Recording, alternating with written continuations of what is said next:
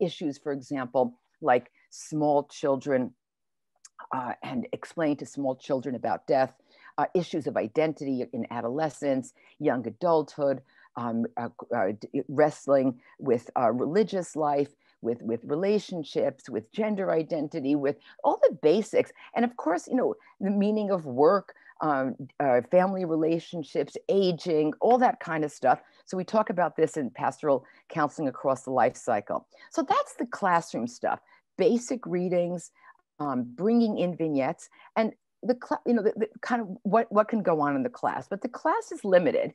I mean, people sit in classes like you've been sitting on Zoom for hours and hours, and what we want to do is bring in the richness of life, what happens out in the field. So one of the things that we have done, and I'm really proud, again, I have to emphasize how the yeshiva supported my ideas. So right away from the beginning, I felt it was very important for students to have an experience in the hospital.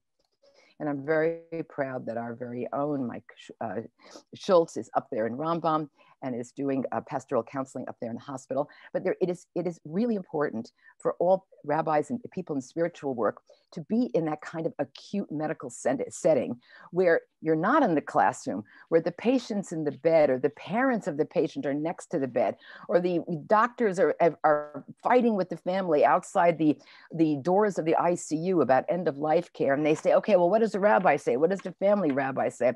So putting our students in the hospital setting and giving them that experience is like a kick in the stomach, because you're right there and you've got to like figure out what's going on. So we started off, it was like, I think, Mish, when you did it, maybe it was 20 hours or something. We're now up to every student at Khobebe and Maharat goes for a full summer. That's 40 hours for 10 weeks, 400 hours for what's considered a unit of clinical pastoral education. And they're there in a hospital, or sometimes in a hospice, or an outpatient program. I don't want to get into the details. For example, we have a prison, a place in a prison reentry program where people might spend the summer as well. But that's right there in the moment, what kind of issues come up. We also try to give our students internships. So they will be, let's say, somebody who's interested in chinuch might spend time in a school, a lower school, a high school, whatever. Or somebody might spend time in a different kind of setting, spending like various Shabbatot in a kihila someplace in the United States and get to know the congregation. And in addition to leading davening and giving drashot, also hopefully spending some time meeting with congregants and getting real life experience, in the moment. But I have to say, we also find that from the moment our students announce to their friends and family that they are planning to become rabbis, that they apply to rabbinical school, they notice that people start behaving towards them differently. They start seeing them as sort of other. And there's a different kind of like a distance that gets kind of built in, or that just kind of, it doesn't get built in, it kind of just sort of happens. And people find that friends, family start asking questions like, how should we handle this situation? What should we do? And it might start off as a kind of a technical or halachic or some kind of ritual type of question. Like, okay, I'm just making something up right now, that very common type of thing. There's going to be a wedding, they're divorced parents. How do we accommodate everybody? And there's tension between the parents, tension between the family. How do we make this work under the chuppah? Very common type of situation. And a certain kind of pastoral sensitivity is going to make a huge difference. So now I want to get to, I'm going to use that as a bridge to the last piece of the program, which in a way is the most, I'd say probably the most far-reaching, and that's the personal exploration. And it's what happens inside the rabbi himself or herself when he or she is listening, is sitting and hearing all kinds of human situations. How does the rabbi react inside? How does the rabbi become aware of what kinds of memories, feelings, reactions are being stirred by what he or she is hearing? So I tell the students, Actually, I tell the students, you can all do this right now, that when you went into this, like Misha was saying, because you care about people and you want to talk maybe too. But the real thing is to learn how to listen. And one of the biggest obstacles to listening is the anxiety that gets stirred up in ourselves when we hear troubling material. And we lean forward, just like I'm doing now, into the situation. We want to fix it. We want to help people. We want to make it better. And we talk a lot because we're nervous. So we want to put words into that uncomfortable space. So I tell the students, when you're sitting and listening, put your hands sit on your hands. So when you start leaning forward to talk, you'll feel the pressure on your hands and you'll remember what Michelle said, which is, this is in English. So, okay, WAIT, wait, which stands for why, Mish, what does it stand for? Why am I talking? Why am I talking? Remember that, like just put that and tattoo it inside your head so you see it. And to remember that, most people suffer from a lack of listening to them. And so, but being able to listen, to be receptive in that way means being able to hold your own anxiety. So going back to my dugma, my example before, what if you're the child of a difficult marriage? Maybe your parents divorced, maybe there was whatever difficulties. That's going to be activated inside when you're listening to the congregant talk about their story. So you need to say, okay, what's me, what's them?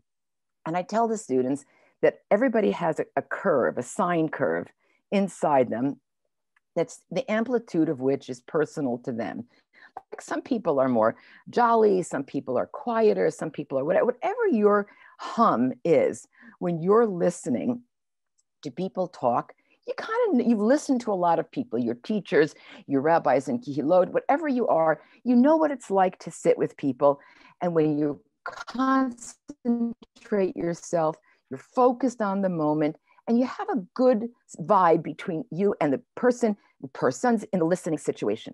I want my students to pay attention to when their sine curve, something is off, something is different. And I want them to be paying attention to both the highs and the lows. So let's say you're really, bored. S-I-N-E, right? Really bored by a person, or you find yourself getting angry, or you find yourself feeling sleepy, or whatever it is, or you find yourself, repulsed. I am sickened by this. I can't listen to this. Need to pay attention and figure out, okay, what is this touching in me so that I can be available? And similarly, you're really excited. You're looking forward to this person coming in. There's a positive buzz. The person's a celebrity. They're really attractive. There's a little bit of an erotic buzz. Whatever it is, whatever that high thing is, you want to pay attention to whenever it's different from that even hum, because in that, the difference, top or bottom, is a tremendous amount of information. And we're going to get to the issue, I think, Misha, and I talked about this, of boundaries and borders, but knowing where there's that difference between, what you're feeling when you're listening is in that is an enormous amount of information. So I think that, so how we do that, I just want to say a few words about that. Yes. Is first of all, we're very pro therapy for our students. We have the low fee, no fee. Of course, high fee is never a problem, but we really encourage our students to be in their own therapy, because the more you know yourself, the better you're going to be. And I just want to say one thing about this. One of the common questions from people when they hear me say active, compassionate, non-judgmental listening, they say, well, Michelle, what's going to happen if we're hearing something that's really totally anti-halacha? People are engaged in behavior that is just not acceptable. If I'm listening so nicely, are the people going to think it's okay to do whatever they're doing? And the answer to that is no. Is that active, compassionate, non-judgmental listening does not equal it's okay. Because the people know they're talking to a Rav. They know they're talking to a religious teacher. They know there's a transference that's going on. They're seeing you as their Rebbe from third grade, as their teacher, as their bubby, as their mother, as their whatever it is. They know who they're talking to, and they're unconsciously or consciously expecting either criticism, anger, support. You don't know what's coming your way, but they know what your role is. And you have a tremendous amount of potential influence in, and that you build the alliance to help a person to whatever you believe to be a Torah place through that listening. And so that's really where the integration is. The more that you can extend this platform of active, compassionate, non-judgmental listening and affirm the basic humanity of the person that you're with in the room, the more you can build a bridge to what I think is really a sincere and potential religious life. Now, of course, there may be situations where you just feel you can't do it, and recognizing that is important too. So how we do it is, I said, we emphasize personal exploration, and we build it in by having what I called process groups, which is something that I borrowed from my own psychiatric training, and I'm sure exists in various psychology programs, maybe social work programs, different training programs in Israel as well, where each cohort, each class of students gets assigned a psychologist, a psychiatrist, some mental health person who meets with them once a week for all 4 years of the program, does not have any academic responsibility. There's no reporting. The students could say anything they want in those sessions. It's once a week for an hour. So back to my 2.5 hours a week, that's one of those hours. And the other hour and a half is class time. And that the average time is 4 years, is a place of confidentiality and openness. And I really want to emphasize this because your field does not have too many opportunities built in historically to share best practices and most difficult challenges. Rabbis do not traditionally get together to share how does it work in these personal encounters. There's Shiloh, Tshuvot, all this kind of, obviously there's a rich and vast tradition of sharing intellectual property, but not that much that is encoded or that is has been sort of formalized in terms of how do I deal with these difficult emotional circumstances, what gets stirred in me, how to handle different kinds of human situations. And it can be a very lonely vocation, a lonely profession. So, and people become much more hesitant to share their mistakes. Rabbis like to be successful, not to share mistakes. So we wanted to build in a place where early on in their smicha training, the students could feel safe with each other. They could feel protected, and they could learn to open up in whatever areas they wanted. It's not a therapy group because obviously everybody is learning together and they're not going to share necessarily. They could if they wanted to, but it's not the same as a therapy group where you really have nothing to do with these people outside of the therapy. It's really a process group of processing the experience of becoming a Rav. And what does it mean when I referred to earlier that people sort of treat you a little differently? They look at you, they look at your family, they look at your kids. You're supposed to have it all together. You're never supposed to have a fight or a disagreement with your own parents or your own spouse or, whatever. How about moments of doubt, crises of faith? What happens when the rabbi has a dark place, when the rabbi is wondering how could issues of theodicy, all that kind of stuff, sees really painful material and starts having a crisis of his or her own? Where does that person go to?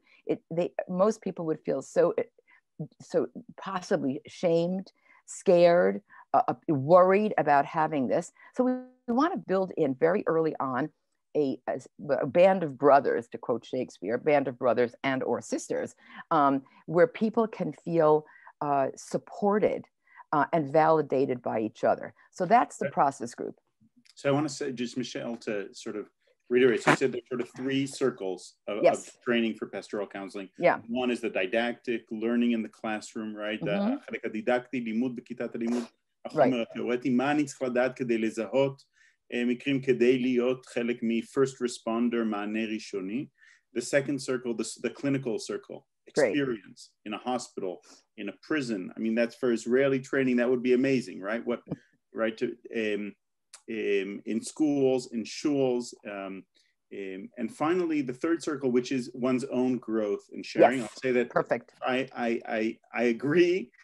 Process group is really a very powerful place. I can tell you, I don't know if I told you this yet, Michelle, but my group, we are marking 10 years since finishing our studies at Xoveve, and I think it's in 1 or 2 weeks we're meeting all of the process group together. Great. And even joked if we should invite Hillel, the psychologist, to accompany us, who's a real sweetheart. But I agree, I learned so much from that process group, and I use those skills a lot. And the process group, sorry, go ahead. No, I was just going to say, it's not a natural group. People didn't choose, they have to be there. So you get people who really like it and people who don't like it. And that is in itself important. I'm sorry, go ahead, Mish. No, you're absolutely right. And there were moments when I was not enjoying myself at all. And that was a pretty good training for some rabbinic moments that I've had since then. But I want to go just put a highlight on one more thing that you mentioned, which is dealing with projection. Right? And we know that this is a tool in the therapy room, but for rabbis, it's a huge issue that is often not discussed enough. So can you share a bit about it, sort of what are the tools one receives to deal with the projection and the questions that have come up from that? And then we'll get to some questions from the field. I mean, like the kinds of unexpected projections onto the rabbis that they're encountering? Yeah, I guess I'm asking, is there an arc that you see that students go through as they're dealing with the fact of recognizing that this title that they're learning towards means that people will be seeing them differently, their parents, their family members, their students, and so on. I think my parents were on the Zoom at some point. I think they left already, so we can speak more openly now. No, it'll tell them, right? Yeah. I mean, I think this is something that definitely, we start talking about very specifically in school. And I in one of the first classes, I'll say something like I just said before. Even from the moment that you started, you told people you were applying. You didn't even walk through the door of your first class, and people start treating you differently. And I see guys going like this, and it's kind of remarkable. Like they have not had a second of rabbinic class. Maybe they were in university, maybe they were a lawyer, maybe they were an accountant. Some people come to this as a second career, and they notice right away that there's a shift in people's attitude towards them. And I think that the most important thing that we can do in school, I mean, because I want to talk about out of school too, is note this and let people name it. And that's so important in general, letting people, giving names to different kinds of feelings and experiences and validating their authenticity, that this exists and that it's something that can be talked about. And over the years in school, we encourage students to bring in their own material. So I'll give you an example from class. Today's Wednesday, yesterday was Tuesday, and I had my class on mental health, mental illness, and we had students, one guy's in Paris, one guy's in London, one guy's in Yerushalayim, actually. The rest are scattered around the United States, some in New York. And our class yesterday was on addictions, which was actually quite touching because Rabbi Dr. Avraham Tursky, who people I'm sure in this room know, who is really a gadol in this field, had just passed away. And so it was quite touching to be able to dedicate the class in his memory. Nice. So here we're talking about, who doesn't have, there's nobody on the call, on the Zoom, I'm talking about yesterday, and you guys today also, who doesn't have personal, professional experience with substances of whatever sort, whether it's Kiddush Club, whether it's drinking, whether it's marijuana, whether it's prescription drugs, whether it's who doesn't have a problem putting away their phone, like stop using your phone during dinner, you're addicted to that thing, all that kind of stuff. And so we're bringing up so that leads to the questions. For example, when, let's say, somebody is teaching, young guy is teaching, I don't know, Chumash, Gemara in a high school, and the students say, "Come on, Rabbi, didn't you smoke weed when you were in high school?" So, like, right there, that's like an everyday type of occurrence. I mean, it's certainly in some certain kinds of schools where maybe some more openness is encouraged or allowed between, students and faculty. So what does a rabbi do in that moment? Does a rabbi say, "How dare you ask that question?" Or "What do you think?" Or, like, either way, something, the rabbi's going to say, anything I say is going to be wrong. If I say, "Yes, I did, but I don't now. Yes, I did, and I still do, but I use it appropriately," like, whatever. "No, I never would have thought of that." Either the rabbi is going to come across as like super cool, stupidly uncool, like whatever, so how do you deal with that situation, which I think is an extremely common one? And the transference to the rabbi is, well, were you once a kid, or were you an other kind of person? Can I relate to you? If you never even thought about this, then how can I trust you? So there's so much can be packed in, to that kind of moment. And I think that this goes on really at every level. So I'm just really, jumping off from the class yesterday. So let's switch gears, and I'm curious to discuss some questions from the field. And I'll say again, we discussed in preparation a few different questions, maybe something about parent and child relationship, end of life, trauma, right, COVID. But I'll also encourage, if there's one or two people who want to share on the chat, just write "Ani smach l'shatef," and hopefully we can open up microphones and hear a few examples.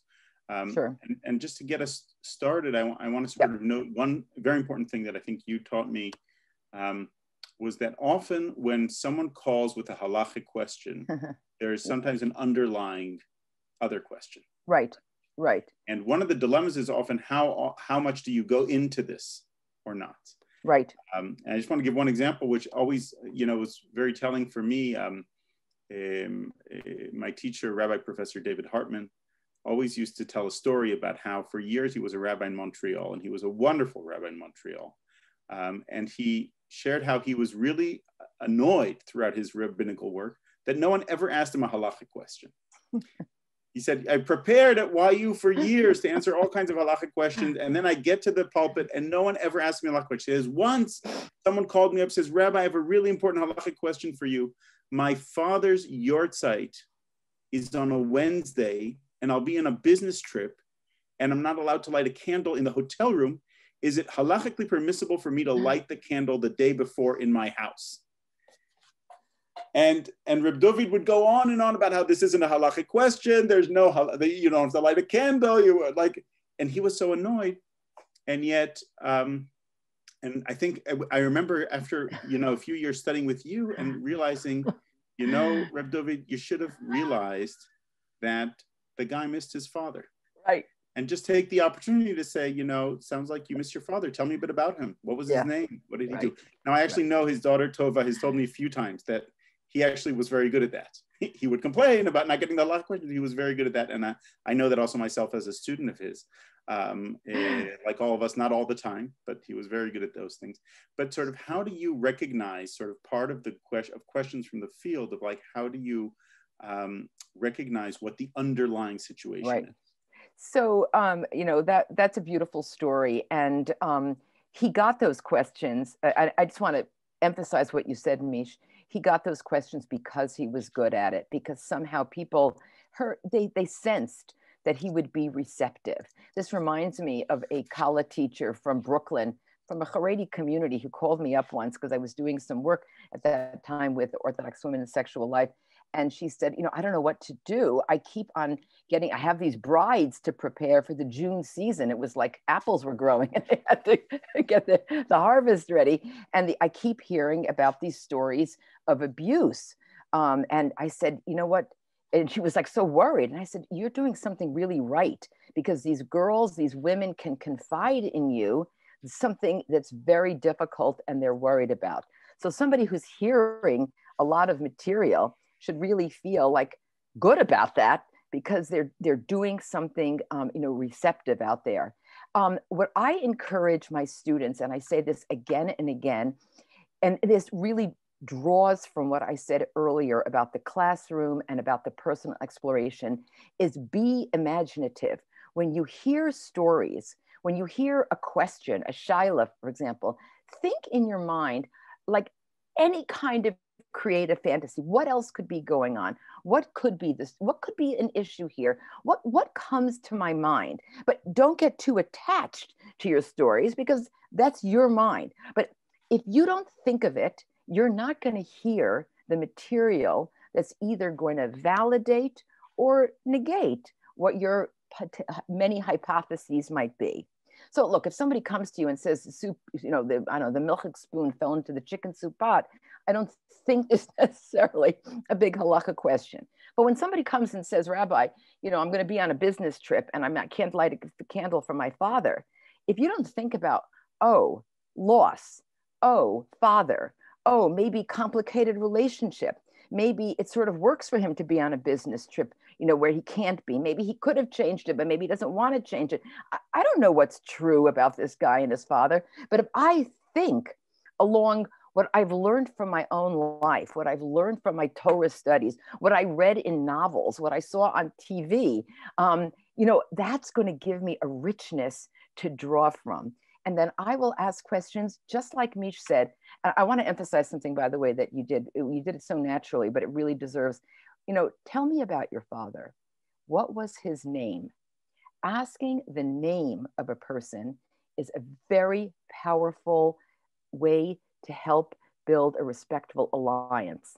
And that is a place that you draw from. You must find, I was saying earlier, that if you really find that you cannot work with somebody, that's a problem. But because you must have a plane of alliance, a place where you can connect with the person and build from. And asking the name of somebody who's either no longer alive or is ill or whatever it is a very powerful way to build a respectful connection. So, Michelle, we actually have Tamara Schifrin here. She said she's happy to share a question. Let's take it away. Ask to unmute. See if there we go. Tamara, בבקשה. תודה, לדבר אנגלית או עברית?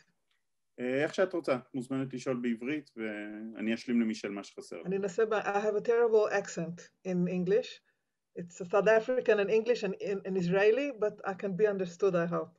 First of all, I'd like to thank you very much for what you said, because there were times in my work as a rabbi that I missed out. Like somebody came and asked, I want to pray for the sick, and we'd already finished. And I didn't stop everything and say, here, I'll open the Aron and let's say the prayer. I let him go, and I regret it to this day. Maybe if I would have learned a bit more, I wouldn't have missed that. But all the time to listen to what is the question that we're really asked. And today, during this very interesting day, a community member who is relatively young wrote that he's got confusing thoughts and he doesn't know what to do, and he's taking pills and they're not helping. And he wrote it in the group. So I called him. But I really think he needs help that's bigger than the help that I can give.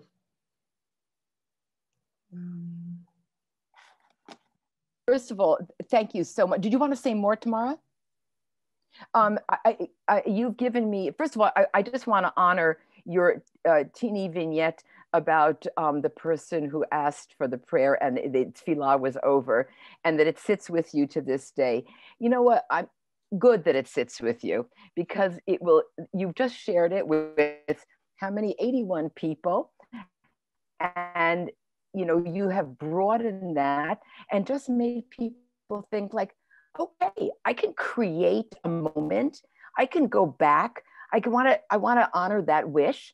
And you've just done so much with remembering them. And you've just demonstrated perfectly what I was saying before of holding on to your experience and using that to inform, what your rabbinic practice going forward. So really thank you for that.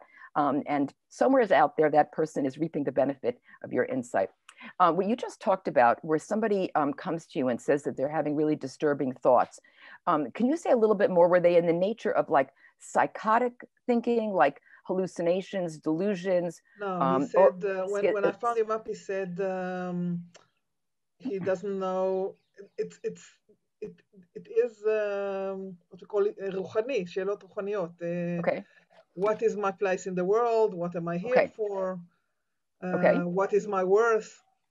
I said to him, we're a very small community. We can't afford to lose anybody. If you're feeling bad, I'll leave everything and I'll come to you and I'll hold on to you. Okay, so I think that I'm going to make a couple of points here. It sounds to me like this was a person who might have been reckoning, dealing with a certain kind of despair, kind of depression possibly, and you're really worried about that. And maybe when you said hold on to him, were you concerned that he might harm himself perhaps?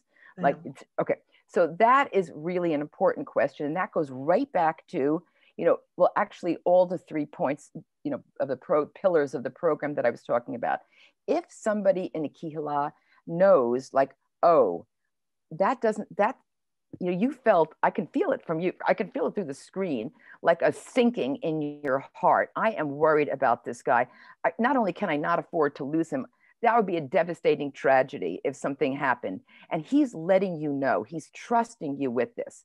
So you need to stay. And I really encourage people out there to practice this with a partner, in front of their mirror, whatever it is, to ask basic questions. So, okay, first of all, I would encourage people in their own language to say, thank you for trusting me. I am honored by your trust. Because just acknowledging that we are entering into a place that people don't often talk about. They are scared to share this. They're afraid. The shame is a huge, to have people who have depression, who have doubt at the highest levels, at the lowest levels, whatever, who have disturbed thinking, are scared that they're losing their minds, that they're going to be looked at differently, etc.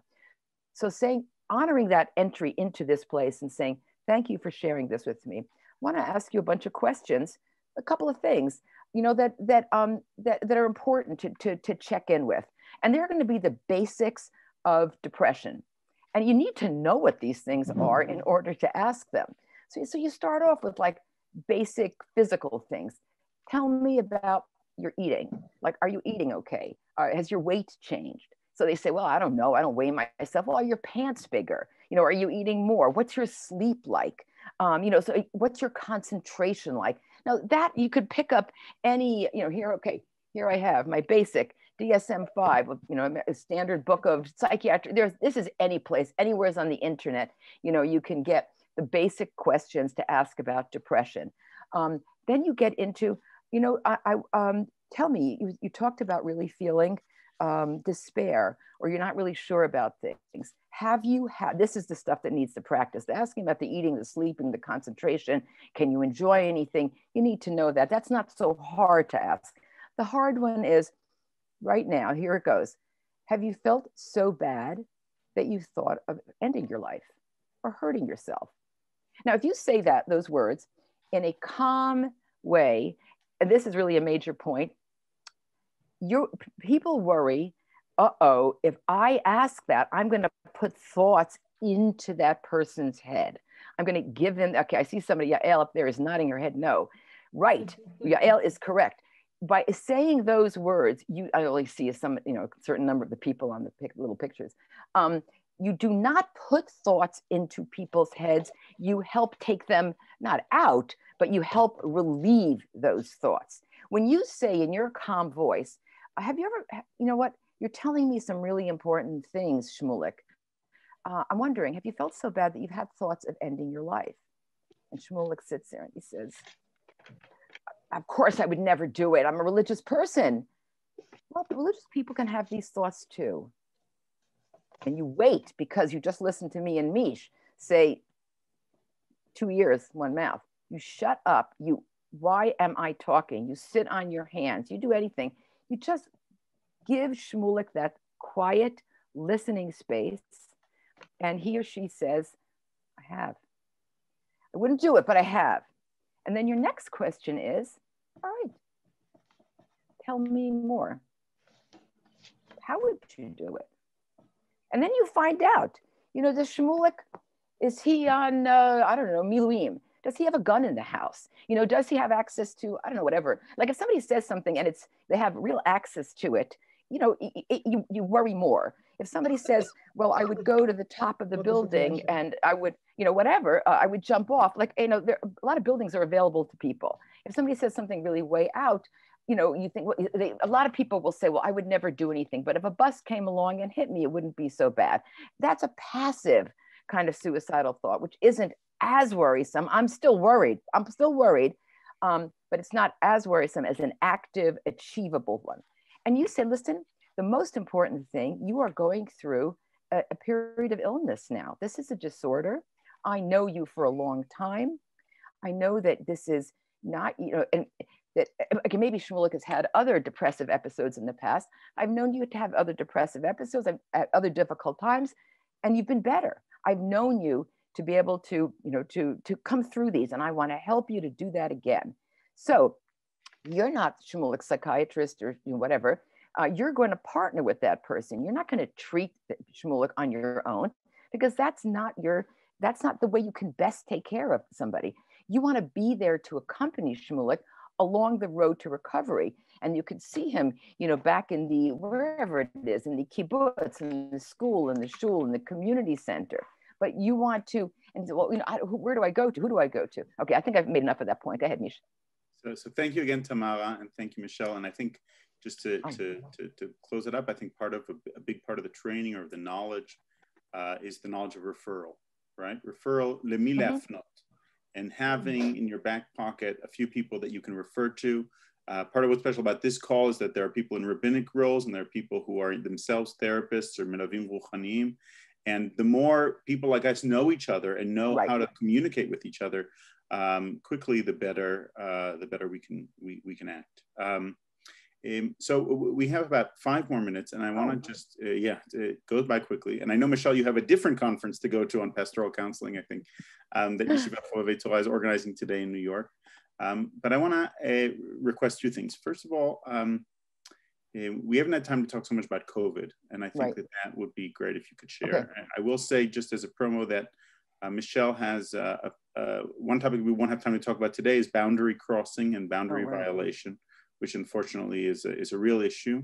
Michelle has a piece in Hebrew that was translated a few years ago in Deot that was published. So we'll have that sent out by email afterwards to the participants.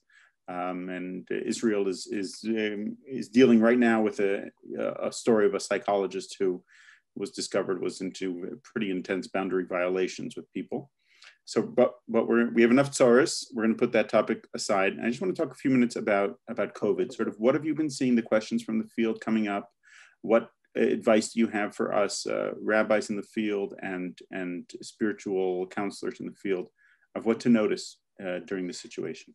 I think what's very unusual about the COVID pandemic is, and that's actually what I'm going to be spending the rest of the day with in this Yom Yun at Maharat NYCT, is that it is it's one where we're participants and observers, all of us.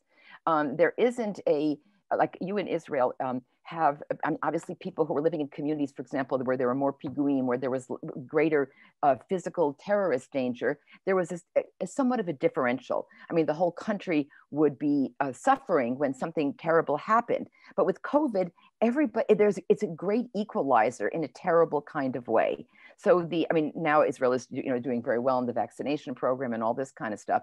But COVID has been where everybody is both, and I'm talking about the rabbinic community, you people on this call, everybody is both a participant and observer. Nobody doesn't know somebody who wasn't ill, died from COVID, something that nobody's children got to go to school in some safe community or whose lives weren't disturbed. Everybody was impacted profoundly, economically, family-wise, educationally, all of the above. And it's a long time. I mean, Purim is around the corner. That was the beginning in the United States. That was like the last time we went to shul, like kind of regular, was a month from now. So this is a long time for a world to be disrupted. and the entire world. There's no safe place. So that's really been a unique kind of experience. I think that the couple of points that I want to stress for the people on this call is that there is a kind of a fatigue factor. Since people are impacted themselves and are dealing with their own kids going to Zoom school and being bored, and little kids not exactly remembering, what is shul like, and what are the regular things like. So I think that there's a fatigue factor. And I do think, and something I really want to bring up for people who, both in the, I think that there's a certain kind of, a spiritual crisis in terms of some of the divides in the religious community, where there's been a lot of anger, certainly in the United States, between people who felt that not being masked and going on with life as usual was the way to demonstrate spiritual resistance, and other people felt that's exactly not the way to demonstrate spiritual resistance. So I think that the tensions within communities and within families has been, pretty profound. So I think that the length of this pandemic and the universality of it has been extremely depleting, and certainly the financial impact of it, the educational impact, the disruption of people's lives, especially people who are in more formative times of their life. For people, let's say in their late teens, early 20s, trying to get started educationally, in advanced careers, in relationships, this kind of like wipeout of a year has been, really devastating on many levels, and helping people to rebuild that and to find meaning and to feel like, yeah, the systems that I trusted, the religious world that I trusted, like what happened is a very, very big work. Thank you. Can I just say a word about boundaries? No. Yes, but let me just say just two things. I think I think the two other things to note, based on so much that I've also learned view is helping people notice strengths that they developed during this time. So we've all learned to deal with flexibility so much more. We've had to become more dynamic, more flexible. It wasn't fun. It was painful, but we learned that we are actually, we've developed grit. And I have to remember how you say grit in Hebrew. But someone will surely help me in the chat in a second. And together with that also, I think just recognizing, hopefully in Israel, we might be able to convene and commune together, להתקהל מחדש. And I think it will be important in that moment to also notice that it's not so simple to just go back to normal. There will be a big push to just go back to normal. And there will be a lot of, I think part of the rabbinic role will be to say, to notice that this is not normal, that we're not returning, that this is a new reality.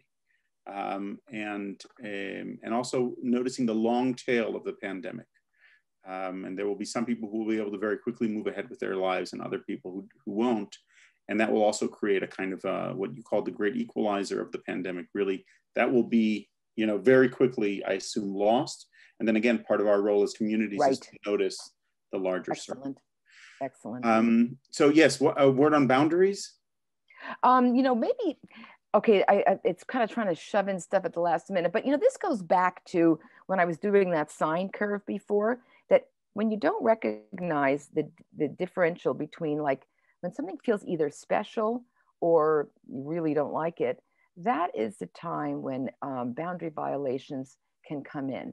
And I just want to make 2 points. One is the difference between a boundary crossing and a boundary violation. These are not my own terms, but I don't have to get into the citation right now. It's Gabbard and anyway, whatever. Boundary crossing is when you do something that's a little unusual, but you could explain it. Let's say you have a student who's a girl, let's say, a lot of women on this call. So let's say the girl doesn't have a mother, and it's her bat mitzvah coming, or it's her wedding, or it's her high school graduation, and no one is going with her to buy a dress. I mean, this is non-COVID times. So you decide to go and shop with this girl. That's not typically what a rabbi is going to do, but you could explain it to somebody. You would say, what, this is playing basketball. Okay, I know in like various yeshivot, rabbis might play basketball with the guys, but it was not the typical thing. But you would have no trouble saying, listen, you know what? I can justify this. I actually think it was a good thing to do whatever. A boundary violation is a crossing into a danger zone. And I would say the key word here, I don't know what the Hebrew would be at all, is an exploitation of power. That you're taking that differential between you and the congregant who is needy, who is vulnerable, who has trusted you, and using it for some kind of not good personal gain. The stuff that gets into the newspaper is usually the sexual exploitation, but there's certainly also financial exploitation and power exploitation. And that is where the violations can come in, is taking advantage of that vulnerability and that power that you have because people have confided in you in this special emotional way. And the key is the last point that I'm going to make about that I found very helpful in this is like, if you don't want anybody to know that you got together at 11 o'clock for coffee with somebody, oh, that wouldn't be good. A secret, pay attention. When you feel like, I don't want anybody to know this, this is a secret, pay attention, ask for help. Somebody confides that in you, say, you know what, I think this is getting a little too close, a little sticky. Want to help you out here if you hear that from a colleague. But it's that feeling of like, uh-oh, I don't want anybody to know this, that gives the feeling of like, I think we're in a boundary, potential boundary violation area. Well, thank you very much, Michelle. I've heard that Torah from you a few times, and it's powerful every time. מחדש.